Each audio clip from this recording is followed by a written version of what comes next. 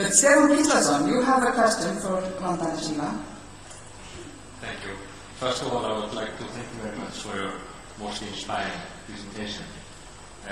As you mentioned, we have been experiencing a tough economic crisis, and we are trying to pave our way out of it. And when politicians are discussing how we are doing on the way out of the crisis, they're always saying the same things like, most likely we will have economic growth again this year, next year, something like that, 2% next year. And what I'm wondering, okay, maybe we can get out of the crisis by increasing economic growth or by increasing GDP. But what I'm getting at is basically, okay, let's say that we do this in or within the framework of green economy. Let's assume that we are able to, create economic growth through green economy. But what I'm getting at is basically whether economic growth can be sustained or whether it can go on forever as long as it is green, or whether we have to, create a completely different society with zero growth or degrowth. So the main question is this: okay, can we go on forever with economic growth as long as it is green? Well, the fact that you can't go on forever is already showing in all the countries that had growth and don't have growth anymore. So anyone should learn that limitless growth and growth forever is a very, very false assumption. And interestingly, every period, a different set of countries is put up as an example of how successful growth can be.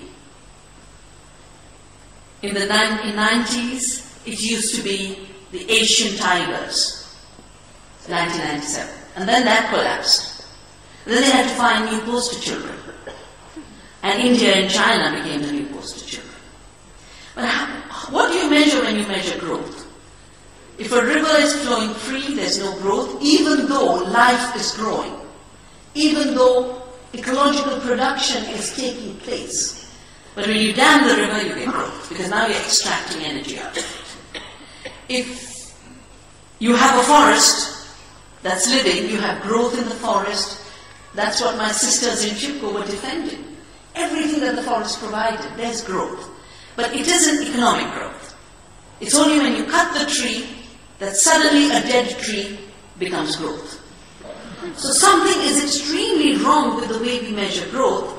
And I mentioned this in the earlier morning session. I think the person who's done the best analysis of this is a former parliamentarian of New Zealand, Marilyn Waring. And she says, when I start to figure out how do you calculate growth, it was really created to mobilize resources for the war. And in order to do that, they had to say there's no production in the household. There's no production if you're working for society. But if you put the money out and buy weapons, suddenly growth takes place. So the very concept of GDP was created to mobilize resources for wars, and it defined growth in terms of gross domestic product was defined. If you produce what you consume, then you don't produce, and it doesn't get measured in the gross domestic product. So all the household work doesn't get measured. All of nature's economy and the tremendous work she does. They're now figuring out that pollinators alone contribute 50 billion to the food system. But all of that didn't count for growth. I think not only was it wrong when it started, but in this period of economic crisis, it has become a very dangerous measure because it can pull entire economies down when the growth bursts, because it's resting on very artificial assumptions, as I mentioned about fictitious finance. So of course there's another way, and the other way is really two things. A little country called Bhutan has said we won't measure gross domestic product because it's an illusion. We won't measure gross national product.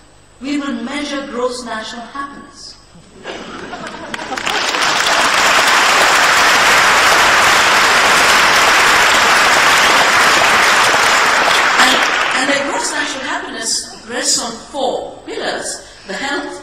nature and the environment, the resilience of their culture, the respect for values, and sustainability in any economic activity. And if it passes those 4 screens, they went through this amazing exercise and said, okay, if we were to join the WTO, what would it do to our society? Would it increase the happiness or would it lead to a decline? They worked out and said, no, it would lead to a loss of happiness, so they haven't signed up to the World Trade Organization.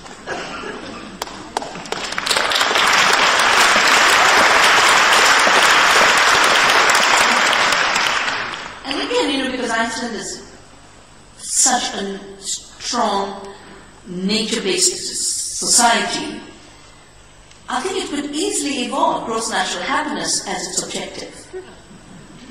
And I think it would be a very good response to IMF and all the banks. So we don't care for your profits, we care for our profits.